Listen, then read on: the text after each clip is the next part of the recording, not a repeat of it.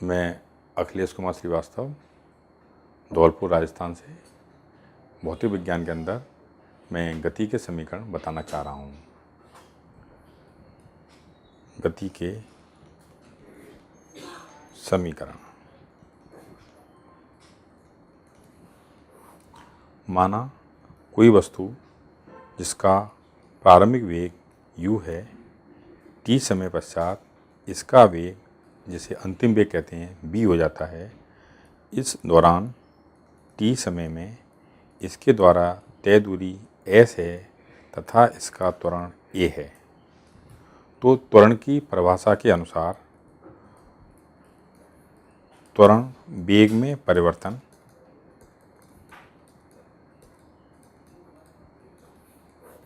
बटे समय, वेग में परिवर्तन की दर अर्थात b minus u upon T, इसका बज गुणा करेंगे तो मिलेगा b माइनस u बराबर at। u को राइट हैंड साइड ले जाने पर b बराबर u प्लस at। ये हमारा गति का प्रथम समीकरण प्राप्त हो रहा है। गति के द्वितीय समीकरण प्राप्त करने के लिए हम दूरी बराबर चाल गुणा समय का सूत्र काम में लेंगे। क्योंकि जैसा हम पहले देख चुके हैं, हमारे पास दो चालें हैं, एक आरंभिक और एक अंतिम। इसलिए यहाँ पर हम औसत चाल लेंगे b plus u upon T, काटना पड़ेगा ये इतना पोर्शन गलत हो गया ये वापस रिपीट कर दो गति करने। काट दो शुरू से वापस कर। हाँ ठीक है। वो लाइन वापस बोल दो। गति के द्वितीय समीकरण प्राप्त करने के लिए हम सूत्र काम में लेंगे दूरी बराबर चाल गुणा समय।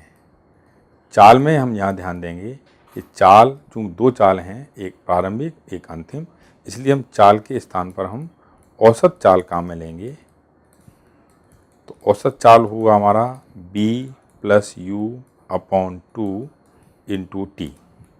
चूँकि गति के प्रथम समीकरण में हम देख चुके हैं b बराबर u प्लस ए टी है, तो हम b के स्थान पर u प्लस ए टी काम में लेंगे और इस प्रकार से हमें जो समीकरण प्राप्त होगा वो मिलेगा हमको u t 2ut upon 2 plus half A T square, या हम कह सकते हैं s बराबर U T plus half A T square. इस प्रकार हमको ये गति का द्वितीय समीकरण प्राप्त होगा।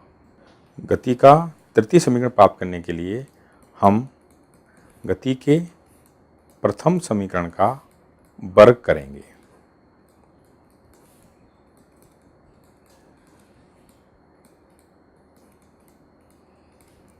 b बराबर u प्लस ए टी का होल स्क्वायर। जैसा कि हम इसको खोलने पर देख रहे हैं, u square plus 2u a t plus a square t square. इन अंतिम दो पदों में से हम 2a कॉमन निकाल लें तो बचेगा हमारे पास u T plus half A T square. जैसा कि हम देख रहे हैं, कोष्टक के अंदर की जो संख्या है वह गति के द्वितीय समीकरण से प्राप्त हो रही है, अर्थात इसके स्थान पर हम s रख सकते हैं। तो समीकरण प्राप्त हुआ हमको v स्क्वायर बराबर u स्क्वायर प्लस 2as। इस प्रकार से हमको गति के तीन समीकरण प्राप्त होते हैं, जिसमें कि हम प्रत्येक में चार चर राशियां हैं।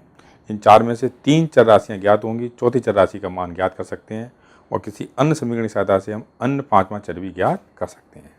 धन्यवाद।